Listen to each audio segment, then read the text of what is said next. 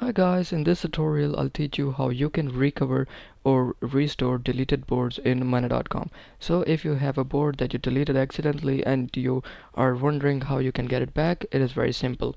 So for this tutorial, let me take this board as example and I am going to delete it just to show you guys how to get it back. Now one way to get it back is to press this undo button, but in case you miss this button and now you're wondering what can bring it back, under main workspace, click on these three dots and then on the last option, click trash. Here you'll be able to see all of your deleted items. So as you can see, this is the board that we just deleted. In order to restore it, just check this box and then press restore, and the board will be restored. As you can see, it is restoring the item and item restored, and our board is back. So this way you can recover your deleted boards in Mana.com. I hope this tutorial was helpful. We'll see you in the next one. Thanks.